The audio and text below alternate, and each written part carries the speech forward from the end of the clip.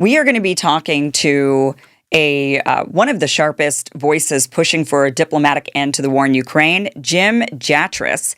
Jim is a veteran foreign policy analyst and former U.S. diplomat with deep expertise on Russia, Ukraine, and Eastern European affairs. He served on the Soviet desk at the State Department during the Cold War and later advised Republican leadership in the U.S. Senate on international and legislative strategy. He's a Georgetown-trained attorney and the author of I Tried to Warn You, the collected works of James George Jatras.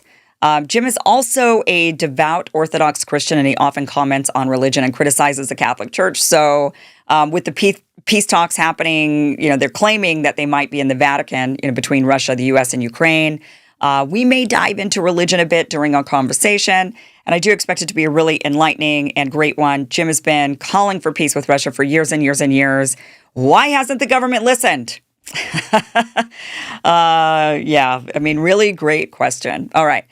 Before we get to Jim, well, we've all seen how mainstream media plays the game, pushing agendas, shutting down dissent, and spoon-feeding you whatever fits their narrative. That's exactly why I started this show, to cut through the noise, call out the bullshit, and have real conversations about what's actually going on. That's also why I've partnered with Ground News, an app and website that shares those same values. Instead of controlling the story, Ground News puts transparency and freedom of information first. With Ground News, I can take any story, like the recent controversy around RFK Jr.'s autism comments, and see how it's being reported across the political spectrum. While left-leaning outlets rushed to outrage, some right-leaning voices tried to have a different conversation. Ground News laid it all out clearly. Headlines, side-by-side, political bias labels, even how many sources are covering the story and from what angle. I can instantly see whether a story is being shaped by corporate-backed liberal media or covered differently by smaller independent conservative outlets. No guesswork, just clarity. Even better, Ground News has a feature called Blind Spot that shows you important stories one side of the political spectrum is totally ignoring. They're just not covering at all. It's a powerful way to catch what the media doesn't want you to see. Now, this tool is restoring transparency and honest debate in a media landscape that desperately needs both. They're fully independent, subscriber-supported, and trusted by over 2 million users worldwide, including myself. And right now, they're offering my viewers an exclusive 40% off the same Vantage plan I use for unlimited access at just $5 a month. But this deal is only available through my link, ground.news/Kim, or by scanning the QR code on screen. That's ground.news/Kim for 40% off. If you've ever felt frustrated by half-truths or media echo chambers, you're going to love what Ground News brings to the table. So check the link in the description and start seeing the full story for yourself.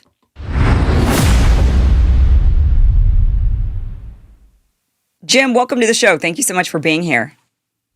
Thank you, Kim. It's an honor and a pleasure.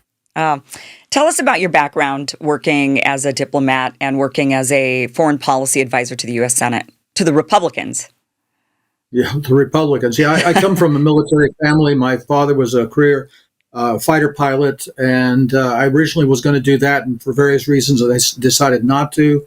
I went to law school. I couldn't think of anything else better to do, and then I took the Foreign Service exam, which is a very difficult exam, but I take a really mean multiple choice exam, and ended up in the State Department as a Foreign Service officer. My first assignment was in Tijuana, Mexico.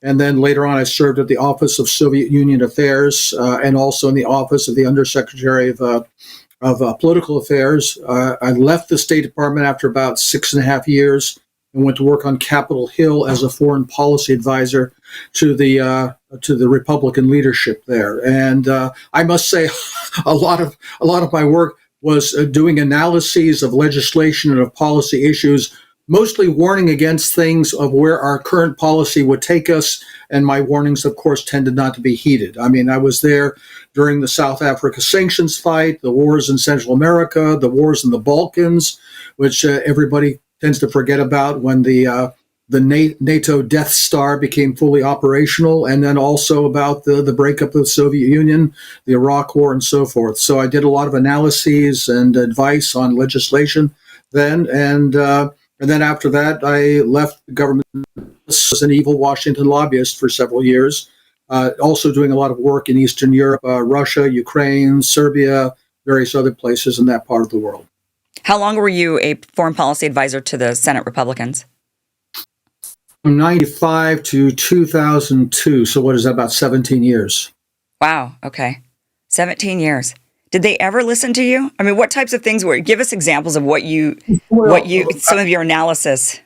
Well, for example, just going through it roughly chronologically, South Africa sanctions. I thought that was a terrible idea, that it would lead to basically a collapse of that country and the growing chaos we've seen over the years, the marginalization of the European, the white population, a lot of these people being murdered or driven out, which has been happening with increasing frequency. I would say the main thing, though, was the Balkans in the 1990s.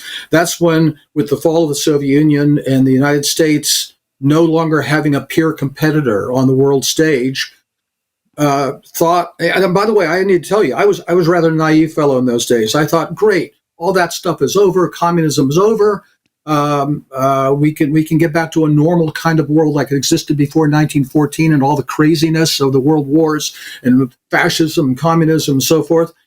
And I was a little bit surprised when that didn't happen, when instead the apparatus in Washington said, great, this is now our chance to rule the world. We can impose benevolent global hegemony on the rest of the world, as Robert Kagan and Bill Kristol put it in a 1996 article in Foreign Affairs, and they never looked back. And that's where we saw the first go around in Yugoslavia with the bombing of Serbia, getting involved in Bosnia. And I can tell you something, with all the experience I had with people in Eastern Europe, that really woke a lot of people up. I can't tell you how many people I met from Russia particularly, but also in Ukraine and other countries there, who would say, we were always against communism. We never believed anything that the communists told us about how aggressive your intentions were, and now we see that it was all true. and that was a real shock for people over there, I can tell you. So that would be, and the other thing, of course, I was very strongly opposed to the Iraq War. I was there for the first Iraq War under George Bush Sr. in 1991. And of course, we were in the lead up to the second Iraq War when I left the Senate in 2002. Of course, that war occurred in 2003. And again, that just shows us, digging into another area of the world where we try to dictate terms to everybody else, related to no real interest of the United States, but based on the kind of influences we have on our foreign policy. Yeah, what would the Republicans say? I mean, when you would say, why are we even doing this? What would senators actually, what was their excuse?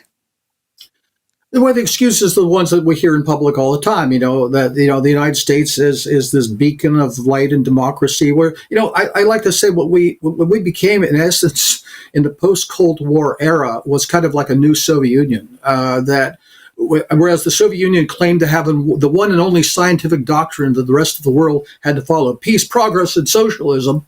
We're democracy, human rights, and free markets, and if you don't come along willingly, we'll make you, with sanctions and bombs. And that there seemed to be no focus on limited assessment. How does this benefit the United States? How does this make the American people safer or more prosperous? Because that was never addressed. It was, if you listen to what they used to say, it was always, and what they say today, it's always about, democracy, and Gaddafi is killing his own people, or whatever the excuse of the day is.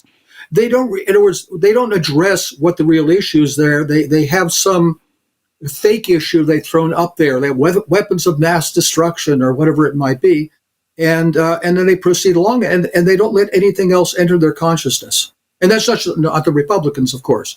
That's the Democrats as well. This is, of course, relevant to the Ukraine war.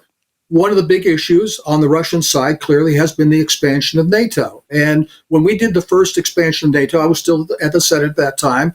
This is like 1996.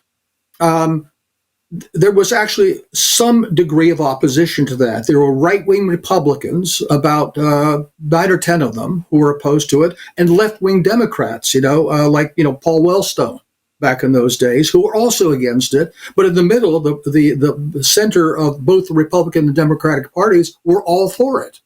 And because they're carrying water for the corporate interests and for this idea of global hegemony. Well, the Democratic left and the Republican right didn't like that, but they were a tiny minority, and they just faded from existence in the subsequent years. Do you think that the influence on all of those Republican and Democrats who go along with the warmongering, do you think that are they genuinely, do you think they genuinely believe we're the beacon of democracy and we have to spread democracy? Or do you think that they're just bought and paid for by the big money interests? I had to say it. I think it's more the former. I mean, I think a lot of people will just say, "Oh, just follow the money and you see the interest." But there's this whole idea of doing well by doing good. That when people become so convinced that the interest that lines their pockets is also truth, justice, and the American way, and there's no difference between the two of them, I think it has a kind of a deadening impact on their critical faculties. They simply don't let things enter into their consciousness that will disrupt not only their profitable lives, but their comfortable mental lives. Of course, we're doing the right thing because we're the good guys. Sort of like that little that video you've seen with the SS guys. Are we the baddies? I don't think that ever occurs to them. Are we the baddies? We're always the goodies, and I think they actually sincerely believe it. Well, this doesn't happen often, so you want to jump on this. Brickhouse Nutrition's Memorial Day sale is on for a limited time. You can save 25% off everything with my code MEMORIAL25. That includes Lean, the weight loss supplement that targets the goals of GLP-1 injections, but without needles or prescriptions. People are seeing real results, and they love that it curbs their cravings. Check out the website reviews. Also on sale is Field of Greens, the superfruit and vegetable drink that literally promises your doctor will notice your improved health or your money back. My favorite is Field of Greens. I can really tell a difference the days I drink it. I love the lemon lime flavor. I know you're going to love it too, and you'll feel the difference as well. But whether it's collagen, creatine, or any of their other doctor-formulated products, it's all on sale for 25% off. So kick off a healthy summer and save big while you're at it. Go to brickhousenutrition.com, use code MEMORIAL25 for 25% off, but don't wait. The sale is only on for a few days. That's brickhousenutrition.com, brickhousenutrition.com.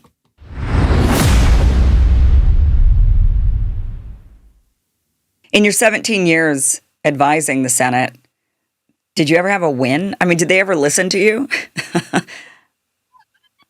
Well, sometimes I was one of the primary staff people writing the International Religious Freedom Act. The idea that somehow we could do something to weigh in to stop the persecution of, for example, of Christians in Muslim countries, maybe to some extent in countries like North Korea. But I'll tell you what, Kim, I over the years I've come, as my beard has gotten longer and grayer, that even good intentions usually go awry, that you get something passed and you say, fine, this is mom and apple pie. We're finally going to get something good done.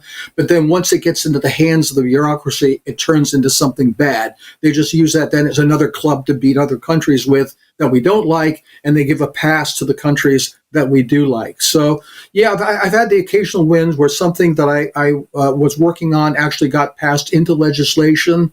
And I think the intentions behind it were good, but those were few and far between. And I think in most cases they turned out badly too. Give us an example, like which one would have turned out that they would have used as a club? I mean, I could imagine many. I would say the International Religious Freedom Act is the one that comes readily to mind, where that simply becomes just another criterion where we can say, yes, this country is bad because Russia is an international religious violator, which is, of course, nonsense. But they're not going to cite Ukraine for that, even though they're basically conducting a campaign of terror against the canonical church there. Or like Saudi Arabia. It's like one of the least religiously free countries in the world. We don't say anything about that. Yeah, and actually they eventually got onto the list of what they called countries of particular concern, but that took years. I mean, for a long time, they got a pass. Mm-hmm. Well, you've been, so the whole time you were in you're as a diplomat and working as a foreign policy advisor, Russia's always been the bad guy, and still is the bad guy. I mean, did you think throughout your career at this point, when you were young, just getting out of law school, taking your multiple choice tests, getting a good job, Russia was the bad guy? Did you think throughout all of those years that Russia would still be the bad guy at this point in your life? Well, I think a lot of people misunderstand what this phenomenon is about. They think, oh, don't they realize it's not communist anymore? It's not the Soviet Union, that, that there's somehow inertia from the Cold War days. It really isn't. When I was at the Soviet desk at the State Department in the early 1980s under Reagan, and by the way, at the same time I was there, my father was in Moscow as the Air Force attaché at the embassy there. So we saw both sides of the same operation. I had a reputation as kind of like, the cross-eyed ideological anti-communist, which I was. I was very anti-communist, and I still am, but I was never anti-Russian. And most of my colleagues, they were not exactly pro-communist, but they weren't anti-communist either. It was basically, okay, sure, communism is, well, those Russians screw everything up, but, it's basically a good ideology. And it's secular, it's progressive, it's, all those values that we share, although our methodology is a little bit different. And as I say, when communism ended, I said, great, it's Miller time, we can go back to a normal world. And I was amazed how many of my colleagues who had been not necessarily pro-Soviet, but at least willing to have a normal dialogue with the Soviet leadership, which at least had a decent ideology, became extremely anti-Russian when communism ended. In other words, when the red flag came down and the tricolor, white, blue, and red went back up, and Russia re-emerged as a national state, and one with something like an Orthodox Christian ethos as a country, as opposed to a communist ethos, they became very, very anti-Russian. So it was a new phenomenon.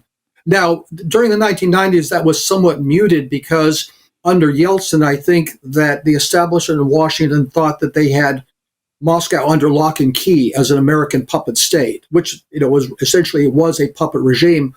Once that ended, and after the honeymoon with Putin, who was expected to follow in Yeltsin's footsteps, once that ended and Russia reemerged as a state that said, hey, we have our own national interests, we expect those to be taken seriously, then it was, Katie bar the door, that there was nothing good that they could do or say that we would then take seriously and try to accommodate as any normal country would, balancing our interests against those of other countries, partly because our leadership has no concept of the American national interests. They only think in terms of global interests, whether they're corporate interests or whether they're ethnic interests, obviously the Israeli lobby, but you also, for example, in the Balkans, you had very strong lobbies from, the Croats and the Albanians and other people, sort of the World War II Losers Association, which also included, by the way, the extreme Ukrainian nationalists like we see in that country today.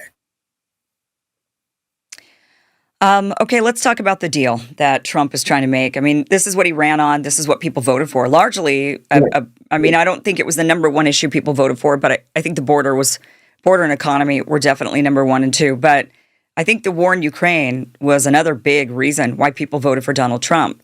They wanted to see an end to this war. Right. I wanted to see an end to the war as well. And I thought, yeah, at least we're going to get a guy in there that's talking about ending this war rather than continuing it on endlessly, like the Biden administration and all of these European administrations. But I never stopped to think about how. It was one of those, like, yeah, let's end the war. Let's end the war. Sounds great. Okay. Yeah. And then when you stop, you say, okay, but how?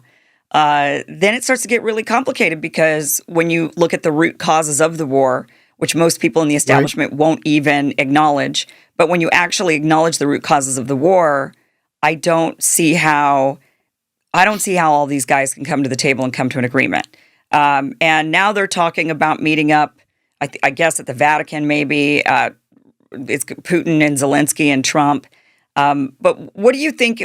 What would be needed in order to end this war between Russia and Ukraine? And what can we offer? I mean, is it realistic to get what's actually needed? Short answer is no, and no. I mean, here's the thing. I would say there are 3 things sort of on the table between the United States and Moscow, one of which is probably achievable. The other 2 are not. The one that's achievable is I think that the Trump administration is sincere in wanting to improve at least bilateral relations between the 2 countries. Reopen the embassies at full strength, maybe reopen some of the consulates that were closed, do things like reinstate direct air links between the United States and Russia, which were also shut down, have some hockey games, whatever else they want to do that shows we're not really enemies anymore. This would be simply going back to the kind of thing we saw between, Nixon and Brezhnev in the 1970s. I mean, it would be essentially a detente. I think that's probably achievable, especially since the Trump people think, wrongly, that if they can cuddle up to Moscow a little bit, they can wean them away from the Chinese. And that's simply not going to happen. The two things that are not going to happen are whether there can be a negotiated solution to end the war on, say, a grand bargain or fundamental, root causes basis versus having a ceasefire. Just have another truce like they had in the Minsk Agreement in 2015, where we just agree to stop fighting, and then that will somehow lead to, the big settlement. And that's where the problem comes in. When the administration first came in, they started talking a good game about yes, let's find a way to get a solution to this war. But they very rapidly shifted, say, well, let's push that aside. Let's have a ceasefire. We want a ceasefire right now. And that's the one thing the Russians said that they would not do, because they said, look, we've had experience with this before. We have a ceasefire. And then all your side does is then build up its forces in preparation for a continuation of the war. By the way, that's what happened in Syria. There was more or less a ceasefire in Syria where the government forces reached a kind of an accommodation with the terrorist groups supported by the United States and our allies. And then at the appropriate time, when they were vulnerable, they launched another attack that was successful. And I think that's what they would do eventually in Ukraine. But for the short term, what they want to do, and I spelled this out in that piece I think you can post from the Ron Paul Institute back in December.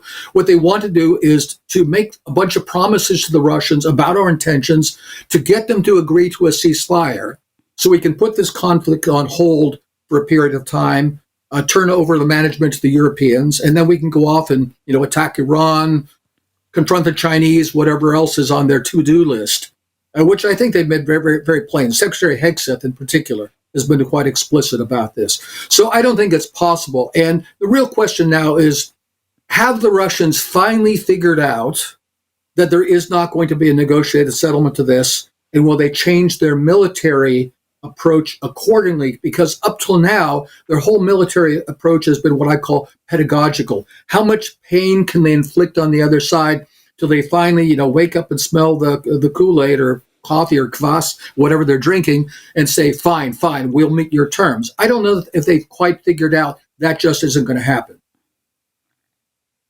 Seems like the only way to actually end this war is to dismantle NATO. Well, that's an interesting thing. I think they actually passed in the closing months of the Biden administration a law, which is of extremely doubtful constitutionality, that the president cannot withdraw from a treaty without the advice and consent of the Senate. Now, it's pretty clear under the Constitution you need the Senate's agreement to enter into a treaty, but historically, American presidents have just basically with the declaration, we're no longer bound by this treaty. We're giving notice under the treaty that we're withdrawing, like as Trump did with the ABM treaty, and then what did George Bush do? Anyway, I'm just saying we've withdrawn with treaties simply with declarations, and there's a fear Trump would do that with NATO. In fact, that would be within his presidential prerogative. He's never going to do that, though. I mean, yes, the way to disband NATO would be for the Americans to get out of it, because if we got out, there is no NATO. NATO is simply a U.S. control mechanism over Europe. As Lord Ismay, the first head of NATO, said, its purpose is to keep the Americans in, the Russians out, and the Germans down. And that's pretty much what it's done.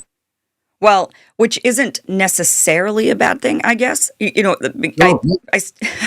I struggle with this one a little because I would love to just end NATO. It's just obviously been used as a weapon against the Russians. The Soviet Union ended. We're still expanding NATO. I mean, we're just being aggressive and we're just bullying them, right? But at the same time, the Germans, I mean, do we really want to allow the Germans to rise up and have another military? They don't have a good track record when they end up building up their own military. And so there's a real question there of, the whole point of NATO is to avoid war. However, many of us now feel like, it just feels like NATO's been used to create war at this point with the Russians. But on the flip side, we are preventing war with the Germans. I mean, which one would be worse? Would we rather, it's like playing kind of a would you rather game. Although I think there's probably a middle ground there. There's probably a way to keep the Germans from rising up again and getting a military and causing World War III. Although they're still hell bent on doing it. I mean, here we are. We got Donald Trump talking about getting out of Ukraine, not wanting to continue this war, and the Germans are in there. You got Ursula von der Leyen just saying, no, we must continue going after Russia. I mean, the Germans just can't seem to help themselves but to want to wage war. This time they just want to do it with our weapons and our people. So what do you think would be worse? I mean, if we got rid of NATO and we just exited and said, okay, we're out of there, we're out of Europe. The United States is out of Europe. It's not in our interest. What do you think the outcome would be with the Germans? I mean, is it worse for them to rise up and have a military, or is it worse to do what we're doing now? Kim, I can't believe you have a problem with the Germans. What could possibly go wrong? Well, here's the paradox: is that where is this remilitarization of Germany coming from on the political spectrum? It's coming, like, as you say, Ursula von der Leyen and the people running the Chancellor Merz and Scholz and his junior partner now with the SPD and all these people. Well, and also Trump. I mean, you do have to see that the Republicans are also pushing for it, right? Because the Republicans keep saying, defend yourselves. Like, we don't want to foot the bill anymore. We don't want to have to do it. And so the Republicans are like saying both things. Like, well, we don't really want to invest in NATO anymore. It's not our problem. And at the same time, they're saying, and Germans, you rise up and you and I'm like, oh, I don't know if this is a good idea. Maybe there's another way. Right. And that's where there's another paradox, because at the same time you have that establishment in Germany wanting to rearm Germany. Yeah. You have the AfD, the Alternative for Germany, wanting to be at peace with Russia, and they're the ones that are actually the genuine German patriot, national. They're the neo-Nazis, supposedly, which is just absurd. And so in terms of rearming Germany, that's not coming from the bad old experience of Germany from the past. It's coming from all these new European globalists and so forth. So there's a bit of a paradox there. If you look at the history of Germany and Russia over the last 2 centuries, that there's been a kind of an oscillation between those who want to form a close relationship between Germany and Russia and those who basically want to do a kind of a Drang nach Osten, a drive to the east to push the subhuman Slav back behind the Urals or something like that. I think what America, and I'm saying the establishment here, I don't think the Trump administration really gets what's going on here. What the establishment wants, both in Europe and the deep state in the United States, is to continue with that first policy, which is to prevent that first policy, a German-Russian rapprochement, to stop that at all costs. Because if the Germans and the Russians, who are, let's face it, have a natural complementarity of interests, ever became friends, where does that leave American dominance in Europe? We're no longer the game in town then. In other words, I don't fear so much that Germany is going to rise up as a major power and go attack the Russians. First off, where's the industry going to come from? Without the cheap Russian energy to fuel their industry, which is what was behind the German economic miracle after World War II, they can't build the weapons to then go fight the Russians with. So I don't think that's really a danger that Germany as an independent force, one that could be hostile and dangerous in some way to Europe or to us, is going to materialize. But what it would be, as you point out, is that there are some people in Washington, unfortunately, including the Trump administration, which paradoxically actually is supportive of the AfD politically and doesn't want to see their suppression, saying, "Oh yeah, we're all for building up this German establishment, which will be hostile to Russia." It really doesn't make a whole lot of sense. I'm not afraid of that rearmament of Germany. A, I don't think it's going to happen. And B, if it's coming from a return of a German identity in the form of an AfD government in the future were to actually materialize, I think they would be friendly with Russia. And of course not hostile to us either. That's not where it will come from, right? I mean, let's get real. I mean, they're being crushed. Yeah. They're being told that they're not allowed to even have speech. They're trying to label them neo-Nazis and crush any, so it's coming from the globalist side of the European Union, wanting to rearm Germany. Yeah. And they're the ones who are talking about going after Russia. Yeah, and as I say, I don't think it can happen. I just don't think the material base for that is there. I mean, look at these people. I mean, these are not serious human beings.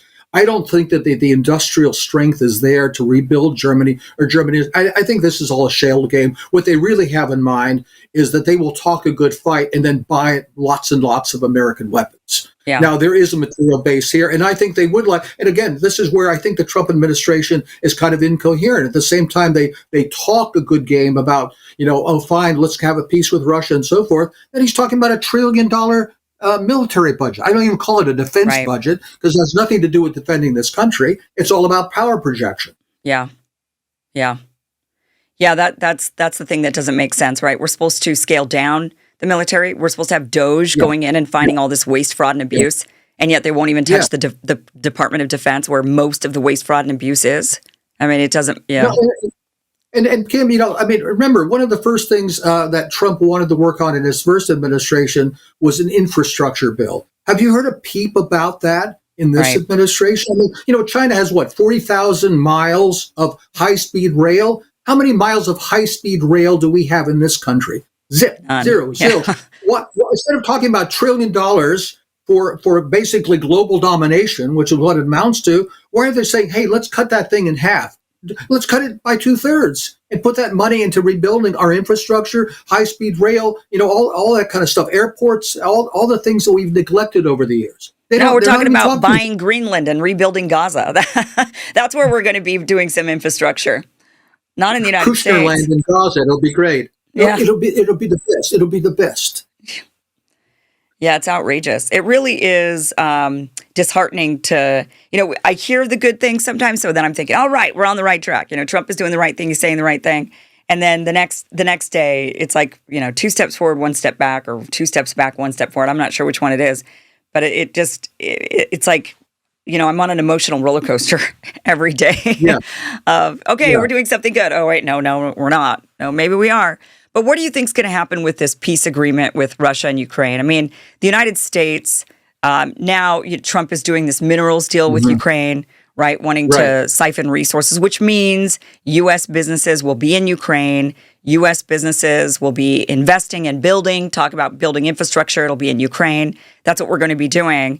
That to me is actually, that's quite dangerous if we're not going to dismantle NATO. Right, because once we've got American interests and businesses really heavily invested in Ukraine, they're going to be hell-bent to prevent war with Russia. And they'd be willing to maybe even fight back with American troops next time. I mean, that's what that sets us up for, right? Yeah. Yes, exactly. And of course, as we know, the Brits and the French and the Germans have talked, well, not so much the Germans, but the Brits and the French especially have been talking about this reassurance force. They want to stick into Ukraine as part of a peace settlement, even though there's no settlement to peace or whatever it is. And I think that's where, again, the real game is on the Western side. And frankly, I think a lot of this fuss between Washington and Brussels is good cop, bad cop. I don't think they're as far apart as they pretend to be. The idea is if the Russians wake up in the morning and take their stupid pills and actually agree to another truce, the idea is they could freeze the contact line and then in violation of whatever assurance they've given the Russians, start putting more Western forces into the areas of Ukraine controlled by the Kiev regime. And even though Trump says he will not backstop that, this mineral deals is a backdoor way to do that. Whereas then if we're in there conducting business, we have American business in there, there'll be we'll get some private security contractors in there, and there will be Americans on the ground there, and that will be intended to dissuade the Russians from restarting the war once all the assurances we've given them predictably have been violated. It's a way to put Ukraine in NATO without putting Ukraine in NATO. I mean, that's what it sounds like. Exactly right. And this is, again, where Trump is I think, is he deliberately dishonest or is he simply mistaken? On the one hand, he says, oh, this is Biden's war. I had nothing to do with it. Who built up, under whose watch was Ukraine built up into a NATO army and everything but name? It happened under the first Trump administration. That's when that big Ukrainian army was built up with the United States assistance. The other one is he has this pretense that somehow even though Marco Rubio has admitted that this is a proxy war between the United States and Russia, with Ukraine being essentially our proxy, Trump seems to pretend like, oh, you two boys over there are quarreling. We'll just get Zelensky and Putin in a room together, and they'll solve. We'll do our best to be the mediator here. How can we be the mediator? We're one of the parties to the conflict. So again, I think there's just a huge level of deception here.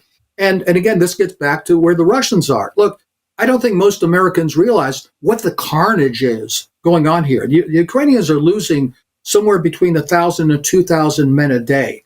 Think about that. That is 360,000 men a year. They probably lost 1.5 million men already in a country that, if you look at the area under Kiev's control, is only 20 million people. That's 1/10 of our population during Vietnam. Can you imagine if during Vietnam we hadn't lost 60,000 people, we'd lost 15 million people? That's the magnitude of the loss that the Ukrainians have suffered so far, and they're going to suffer more the longer this keeps going on. Yet, with the kind of regime they have there and the backers they have in Washington, they don't care.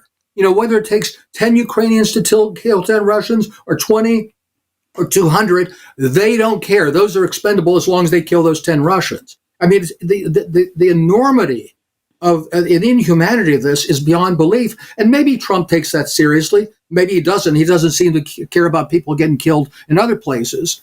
But you know, I'm sorry if I sound passionate about this, but it really is despicable in every sense of the word. Yeah.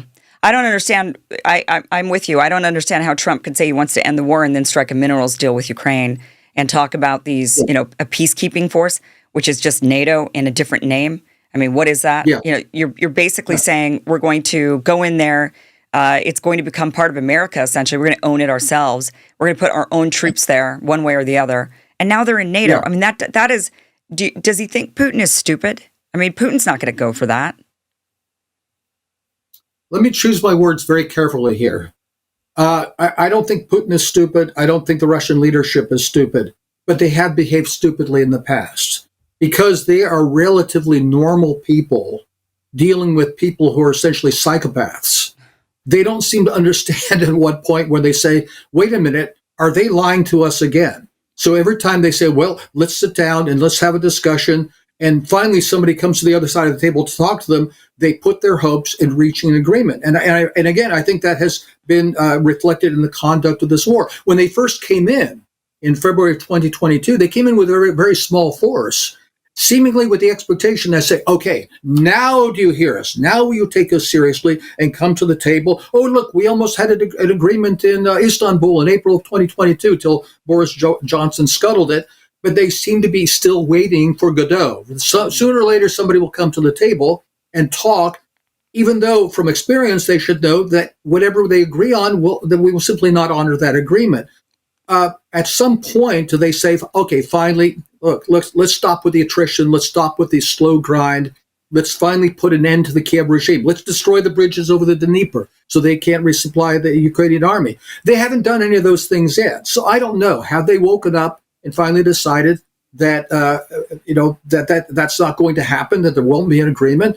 I don't know that. I hear from my friends in Moscow, who people have lines of communication there, I hear vastly different things about what they think they're going to do. I've also heard that the military has had enough.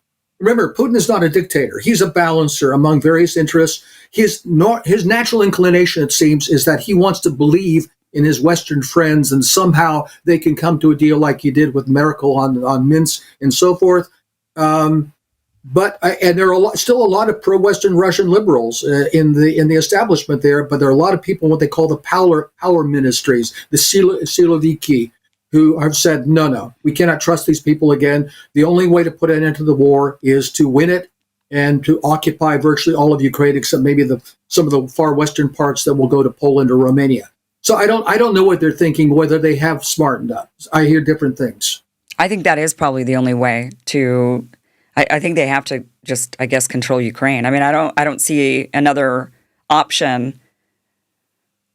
Well, the other thing I think is guiding their cautious approach is that they're afraid that if they act too precipitously, that will somehow panic NATO and will do something dangerous, like put troops in there. What they don't seem to see is the counter danger, which is the longer they take and the more they keep the door open to negotiations, that's read by the Western side as weakness, and it's going to lead to more of an opportunity to start putting forces into Ukraine that will actually lead to the very danger they're trying to avoid. So again, I don't think they really understand this very well.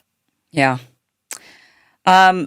So I want to kind of switch over to religion a little bit. I know that you're very passionate about the Orthodox Church. You talk a lot about this in your book. You've even written, what was that, a letter to the Catholics? Is that a 40-page? It was a reply to a Roman Catholic. It was a very prominent Roman Catholic scholar, that an advocate who actually born in an Orthodox family. I didn't name him in there because I didn't want to make it a personal thing, but most informed readers can figure out who he is. Okay. And I want to bring this up because it's relevant to a degree. The talks are that Putin and Trump and Zelensky will meet at the Vatican, that the Pope has offered to be the place for mediation, which I find interesting because are any of them, it's like, which one of them is Catholic? I mean, which one of them would... Not Zelensky. It would make sense if all three of them were, that maybe they would go there and try to come to some sort of an agreement. But Russia is Orthodox, right? Trump, I don't know what he is. So is Ukraine, even though the government is not. Okay, yeah. So Ukraine is also Orthodox. Although, didn't they switch out of the Orthodox Church just to, like, they recently changed the date of Christmas, because over in that part of the world, it's always January 7th, I think, is Christmas, and Ukraine just recently switched it to December 25th to kind of to align better with the West. You're really up on these things. Yeah, well, it's just interesting to see, because those things are so nuanced, but it's actually important. It's actually important that Ukraine did that, because what they're trying to signal to Russia is to change the date of Christmas. That is, you're signaling like, look, we're with the West now. We're not with you anymore. We want to distance ourselves from you. We don't even want to share the same customs as you anymore. We're moving on to this other group, and that's what we're doing. That's exactly what they're doing. Yeah, that's what they were signaling. So it's interesting that they did that. So what do you just kind of give us what is the issue? What are the differences between the Orthodox Church and the Catholic Church? Oh gosh, have you got 1,000 years to explain it all? It's obviously one of the big things is the role of the papacy.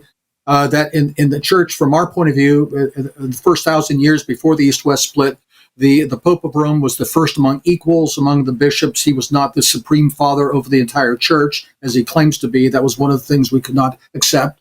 And the other one is a change in the wording of the creed about the Holy Spirit. Does he proceed from the Father, or from the Father and from the Son? Again, this is very down in the weeds for people who are not into theology. But there are many other differences as well. Back to the question you're asking mainly, though, is that where's the Pope fit in, and how does this fit in with Ukraine and all that? Without getting too far into the weeds, there are differences within the Orthodox Church. The Patriarch of Constantinople, the ecumenical patriarch, the first among equals among the patriarchs, is very chummy with Rome. Patriarch Bartholomew is very chummy with Pope Francis, and also now with Pope Leo, and would like to come closer to some kind of a union with the Roman Catholic Church, which we've had some very bad experiences over the century. And the Union of Lyon, 1274, and 1439 in Florence. I won't go into all the details. And there's a lot of suspicion about that agenda. This has also bled over into Ukraine, as you point out, with things like the dating of Christmas. There's actually a division about that within the Orthodox Church. Some of the churches are on the new calendar, some on the old calendar. The Patriarch of Constantinople is under very strong American influence, and actually he created a division in the church in Ukraine between the majority part of the church, which is actually a self-ruling part of the Russian church, and a church that up until then everybody considered a schismatic church, an illegitimate church, which now has been blessed by Constantinople, and that's the one that's being supported by the Ukrainian government. So, it's a very complex internal situation within the Orthodox Church. Pope Leo, by the way, has signaled that some kind of overture toward orthodoxy and trying to reincorporate, from his point of view, orthodoxy into his church is going to be a very strong priority of his. So I think all that's going to figure in any kind of mediation role that Pope Leo might try to play in this regard, although I don't discount that he has, sincere intentions to try to be a mediator. and to try to somehow facilitate peace. But there's a lot of subtext here, as you point out, within the Orthodox Church, within Ukraine, between Moscow and Constantinople, between Moscow and Washington because of Washington's role over the church in Constantinople. It would take hours to try to map all this out. Okay. Hey, a lot of clutter builds up over 1,000 years. That's all I can really say. Well, what do you think about all of these people joining the Catholic Church recently? I noticed that there's like a lot of influencers, big names. Candace Owens, for example, recently just joined the Catholic Church. What do you think of that? Why not Orthodox Church? Why aren't they joining the Orthodox Church? Actually, we do have a lot of people coming to the Orthodox Church, and I guess with regard to those who go to the Roman Catholic Church, my short answer would be, well, it's a case of mistaken identity. Is that once you peel back the onion from the Enlightenment to the Reformation to the Renaissance, and you say, well, what was the real church under that? Oh, it must be the Roman Catholic Church. And we would say, no, if you dig back a little deeper, they're the ones that... I think we froze up here. Oh, here we go. I don't know where I lost you there. You're fine. You didn't freeze. If you peel back the onion a little bit further, you'll see that actually it was Rome and the scholastic intellectual movement in the High Middle Ages that really departed from the teaching and governance and doctrine of the early church, and that is preserved in the Orthodox Church. The short answer is, for those people, I would say the Orthodox Church is the real Catholic Church you think you're joining. Yeah, because that is what they say, is that, well, this is the one true church. It's the first church. It's the original church. So why would I join any other offshoot church when the Catholic Church is the original church? Well, that's what they say. And all I would say is read this book. It's called The History of the Church. Let me put on the screen there, by Eusebius. He was a bishop I'm not good at this, a bishop at the time of the First Ecumenical Council in 325. He was a friend of the Emperor Constantine, and he gives a very, very good description of the church at that time in the early 4th century. And I can tell you that any Orthodox Christian reading it says, yep, I recognize that church. That's just the way we are today.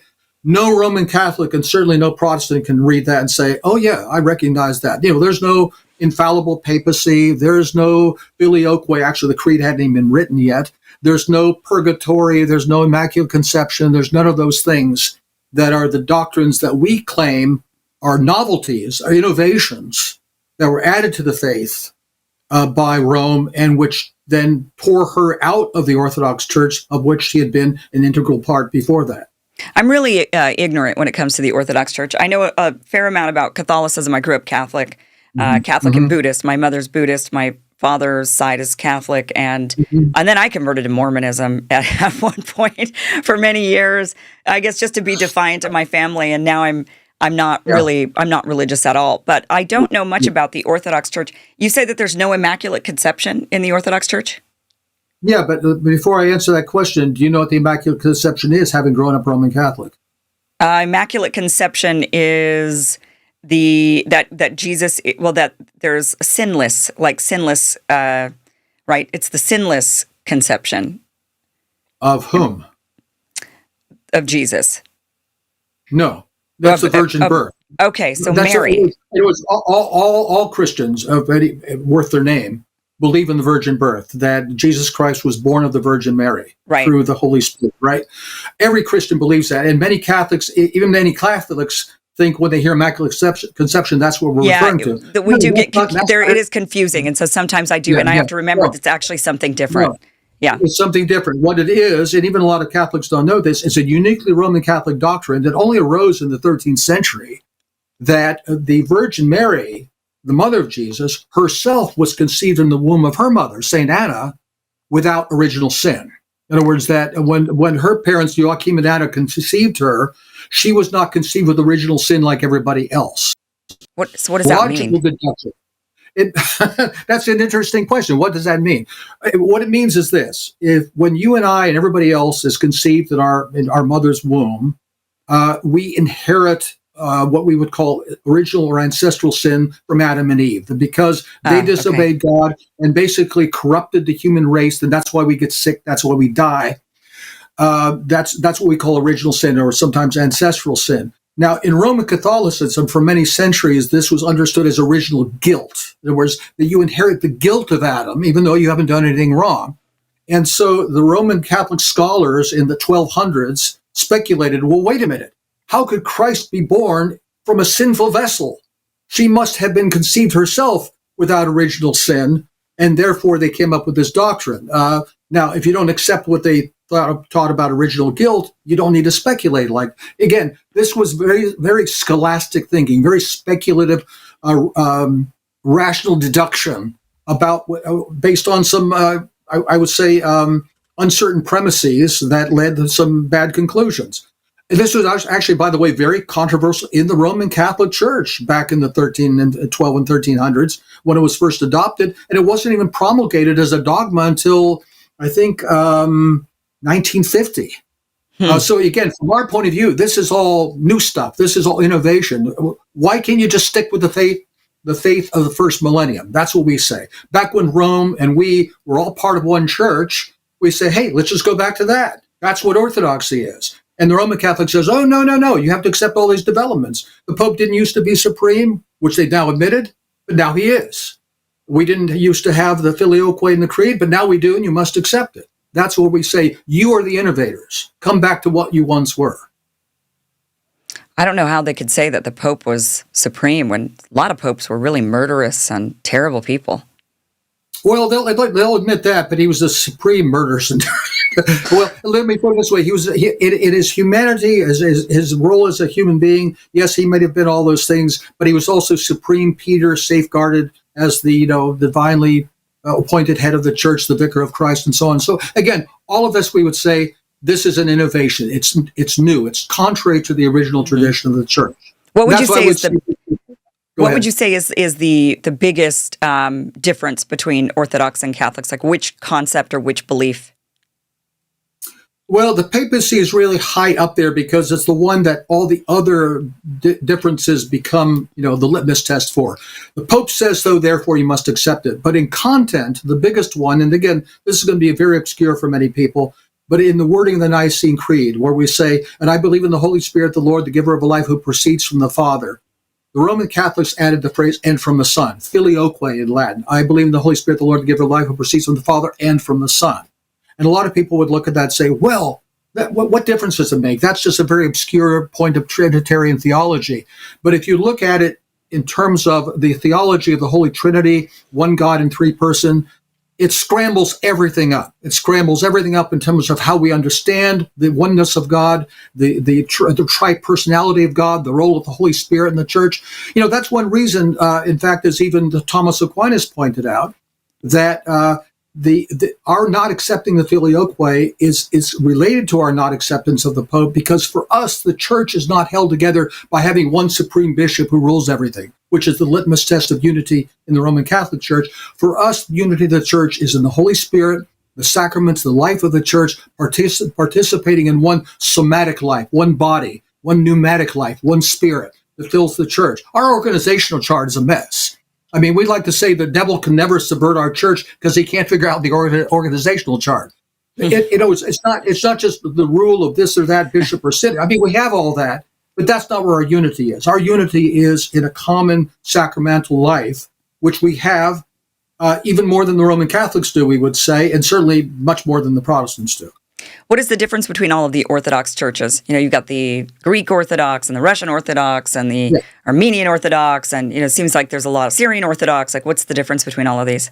Well, the Armenians, the Copts, and that's another family of churches called the non-Chalcedonian churches. They've been separated from not only us, but from Rome for, 1,600 years. So that's another story. When we talk about the Greeks, the Russians, the Serbs, the Romanians, et cetera, all we're talking about is the kind of organization the church had back in these days, when there were local synods of bishops who administered the churches. They were all in communion with one another. There was a canonical order of precedence where they would, would recognize, okay, this one is the primate, and the others, and we have a secondary order. So, for example, in the canonical order, Constantinople is first. I think Alexandria is second. Antioch is third. Jerusalem comes after that, and then you have Moscow, Bucharest, Sofia, and so on and so forth. There is an order to it. It's kind of a loose structure, but we're all in the same church. Like, for example, the parish I go to, 90% are just regular Americans. And it's under the authority of the Russian church. I'm of Greek origin myself. My 4 grandparents all came from Sparta. So we have Greeks there, we have Russians there, the occasional Romanian or Serb or a Georgian. But most of them are just regular Americans. Other parishes you go to, almost everybody's going to be Greek or Russian. But they can go to either. It's all one church. It's like the difference between saying an Italian going to a mostly Irish church or a Polish church or whatever in the Roman Catholic Church. Got it. So are they speaking a different language? Like if you go to a Russian Orthodox church, are they speaking Russian? If you go to Greek Orthodox, they're speaking Greek? It depends on the composition of the parish and the people that go there. So some churches you go to will be very Greek, very Russian, very Serbian. And the other parishes you go to, like they're almost all just regular Americans and everything is in English. Got it. Okay. So interesting. I thought they were all separate churches, but you're saying, no, it's all the same, one church. It's just different ethnicities. And different form of organization. Of course, in America, it's kind of a mess because whereas if you go to Bulgaria, everything's the Bulgarian church. You go to Russia, everything's the Russian church. Here, because of the immigrant setup, when you have the different people coming here and setting up their own churches, we end up with this kind of mishmash of jurisdictions and churches. And we will take another couple centuries to sort that out. Is there no American Orthodox or even just like English Orthodox? Well, as a matter of fact, there is a church called the Orthodox Church in America, which is recognized by Moscow and a few other churches as the American Orthodox Church. But most of the other churches do not recognize it as the American Orthodox Church, but they still are in communion with it. Again, why won't they recognize it? Because they have their own little empire of bishops and dioceses over here that they don't want to give up and turn it over to an American church. So the Greeks still want to run their church, the Serbs run their churches and so forth. But at the same time, there are, quote, Americans in all those churches. In other words, there are, whether it's called the Orthodox Church in America or the Russian Church or the Greek Church or the Antiochian Church, which is under the Patriarch of Antioch. They're based in Damascus. And you'll find many people that are just as American, more American than me, and just as American as you, that just speak anything but just English, and that's that. Huh. It's very common now in this country. Interesting. I never knew this about the Orthodox Church. I'm glad you shared that with us. I said, I know more about Catholicism, not so much about Protestants, but I think most Americans are one of the two. Either they're Protestant or Catholic, and so I think there's a lot of. I think a lot of Americans don't join or think about joining any Orthodox church, and I think they go towards Catholicism or just plain old Christianity simply because the Orthodox Church has all of these. I don't want to go to a Russian Orthodox church or a Greek Orthodox church because I think in my mind, if I walk in there, I'm just not the right. I'm not Russian. I'm not Greek. I'm not. And I'm not going to understand them. I'm not going to understand the language. Well, 50 years ago, that would have been true. And as we have more and more people converting, also more and more American-born children and grandchildren from the immigrant generation, that's changed a lot. Like me, even though I'm a Greek origin, I don't speak Greek, or at least not very much. And so, people get Americanized, and that's fine. But I don't think that, there are parishes like that, but more and more parishes are not like that. They're mostly just, as I say, people would feel very comfortable, and people there will speak English, and you'll be just like everybody else. Interesting. And by the way, we're getting lots and lots of Catholics nowadays. I mean, I've been saying that we should make Pope Francis an Orthodox saint, because every time he opened his mouth, we'd have more Catholics coming to our church. Because as Western Christianity is kind of crumbling, and frankly, I think it is, we get more and more people saying, hey, look, I've been to the Catholic Church, I've been to the Protestant churches, I don't need to see another rainbow flag. I mean, there must be somebody here who's still doing it right. And that's where they come to, because liturgically we're very conservative, doctrinally we're very conservative. We are not going to change. We say Rome changed. We say the Protestants changed. We are not going to change. I see. So it's much more conservative than the Catholic Church, you would say. Much more conservative. And I would like to think we're firmly rooted in the first millennium of Christianity. Even Pope Benedict admitted that we are true to the traditions of the first millennium, but we didn't want to accept the later developments. Mm-hmm. He's absolutely right. We don't want to accept later developments. Interesting. So interesting. But yeah, there are a lot of Catholics that were pretty pissed off under Pope Francis. I wonder if that'll change now. Pope Leo seems to be more conservative, but I don't know. I don't think maybe he seems to be in between Benedict and Francis somewhere. It's amazing to me how quickly a lot of the trad cats who are anti-Francis fell into line. Oh, look, he called himself Leo. Oh, look, he wore the traditional thing. Right. Yeah, they like that he's wearing the traditional garb and all of that. Yeah, And then he's yeah, like going to but move his into first- the Pope Yeah. quarters where, Pope Francis never actually moved into where yeah. you're supposed to live as the Pope. He still lived amongst where he lived previously. And he was a much more humble person, or at least he came off that way. But yeah, the new Pope is like doing the traditional Pope stuff. Well, you could. Some people could argue, and I would actually, is that Francis was very demonstrative of his humility, which actually seemed to bespeak a bit of a pride, whereas Leo, in some ways, is maybe truly more humble, or at least signals humility by accepting the accoutrements of his office the way he's supposed to, without making a thing out of it for himself. Oh, that's a good point. Yeah, good way to look at it. I don't know. Leo has made a point, though, especially with Patriarch Bartholomew coming from Constantinople, both for Francis's funeral and also for the installation of the new Pope. He really wants to outreach to us. And a lot of people in the Orthodox Church take that with a high degree of suspicion, because we realize that he can say, oh, fine, we're all very collegial. Oh, we'll be very synodical about this. Oh, I'm just the Patriarch of the West.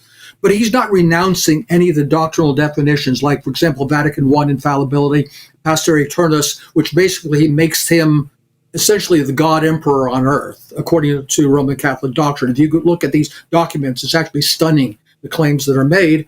And I think a lot of us will say, hey, yeah, we've seen this movie before, and it doesn't turn out very well for us. So interesting, Jim. You're such an interesting guy. I follow you on X, and I encourage everybody to follow you on X. I do have the link down below. You do talk a lot about religion on X, and that's why I wanted to bring it up, because I know it's a topic of yours that you like to talk quite a bit about, and it's fascinating, I think, especially with so many people, well, with the change of the Pope, and also with so many people joining the Catholic Church, and it's just interesting. Yeah. And, with the talks going to be held in the Vatican. I'm on my way to Italy. I'm actually going to be based out of there for the next couple of months. So I'm going to be, Oh, really? Yeah. Whereabouts? I'm going to be all over. I'm going to be in the north and in the south, but I'm just taking a change of scenery. I'm still going to be doing the show. I'm off next week, not doing, I'm going to be settling in and taking a vacation and kind of seeing some sights. And then I'm going to settle into one location and actually do the show from there. Just a bit of a change of scenery for me. So it'll be, nice to be somewhere else, I guess, and eating different food and. Make sure you go to Venice and visit St. Mark's there, where you can. It's really grand. It's really wonderful, especially since it's all full of stuff they stole from us in 1204. Jim, thank you so much for being on the show. I do, like I said, I have the links down below to your X account. I also have the link to your book.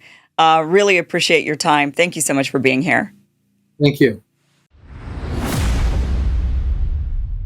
Thank you for watching this clip from the full Kim Iverson Show, which you can catch Monday through Friday, 2 p.m. Pacific, 5 p.m. Eastern. We do live stream it every day. It's a 1-hour show. You can catch it. It is totally free. Just go to KimIversonShow.com. See you there.